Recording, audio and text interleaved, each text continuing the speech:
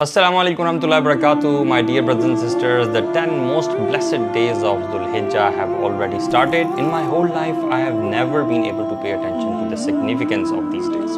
اور الحمدللہ جب سے اللہ سبحانہ تعالیٰ نے دین کی انڈرسٹینڈنگ عطا کی تو مجھے احساس ہوا کہ اللہ کے نبی صلی اللہ علیہ وسلم نے ایک بہت بڑی بات کی، یعنی انسان کی تمام تر زندگی میں کیے ہوئے سارے اعمال ایک طرف اور ذو الحجہ کے ان 10 دنوں میں کیے ہوئے اعمال ایک طرف، یعنی ان 10 دنوں میں کی ہوئی سب سے کم درجے کی نیکی بھی باقی پورے سال میں کی ہوئی ایک افضل نیکی سے بھی بڑھ کر ہے۔ اللہ اکبر۔ اللہ سبحانہ تعالیٰ نے ان 10 دنوں کی قسم بھی اٹھائی ہے، جیسا کہ سورہ فجر میں اللہ سبحانہ تعالیٰ فرماتے ہیں وَالْفَجْرِ وَلَيَالٍ عَشْرٍ، اور اللہ سبحانہ تعالیٰ کا ان 10 دنوں کی قسم اٹھانا بھی ان دنوں کی شان و عظمت کا ایویڈنس ہے۔ اور علماء نے ان دنوں کی فضیلت کا ایک سبب یہ بھی بیان کیا ہے کہ ان دنوں میں تمام بیسک عبادات جو ہیں وہ اکٹھی ہو جاتی ہیں، جیسے کہ نماز، روزہ، صدقہ اور حج، جو کسی اور دنوں میں جمع نہیں ہوتی۔ ایک اور چیز یہ کہ ان دنوں میں ایک بہت بڑا دن یوم العرفہ کا بھی ہے۔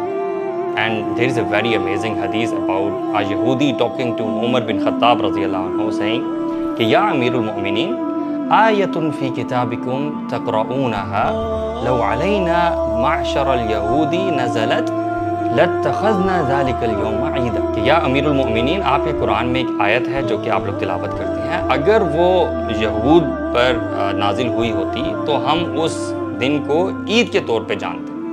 تو امیر المؤمنین نے پوچھا کہ کون سی آیت؟ تو اس نے بتایا کہ الیوم اکملت لکم دینکم واتممت علیکم نعمتی ورضیت لکم الاسلام دینا۔ تو انہوں نے کہا کہ ہم بہت جانتے ہیں، وہ جمعہ کا دن تھا اور اللہ کے نبی صلی اللہ علیہ وسلم عرفات میں کھڑے تھے، اور یہ وہ عظیم دن ہے جس میں اللہ تعالیٰ سال کے سارے دنوں میں سے ہر دن کے مقابلے میں زیادہ لوگوں کو جہنم کی آگ سے آزادی عطا فرماتے ہیں۔ اتنی زیادہ فضیلت والے دن سبحان اللہ، تو ایک منٹ کے لیے تو شاید انسان کنفیوز ہو جاتا ہے کہ how to make most out of these days, اور کہیں ایسا نہ ہو کہ میں یہ دن ضائع کر دوں اور ان دنوں کے بڑے ریوارڈ سے محروم ہو جاؤں۔ سو آئی ول کوئکلی انلسٹ وہ چیزیں جو کہ اللہ کے نبی صلی اللہ علیہ وسلم نے بتائی ہیں جو ان دنوں میں کرنی چاہیے۔ نمبر 1، کثرت سے تکبیر، تحلیل اور تحمید کرنا، یعنی سبحان اللہ والحمد للہ ولا الہ الا اللہ واللہ اکبر۔ نمبر 2، 9th ڈے یعنی یوم العرفہ کا روزہ رکھنا۔ نمبر 3،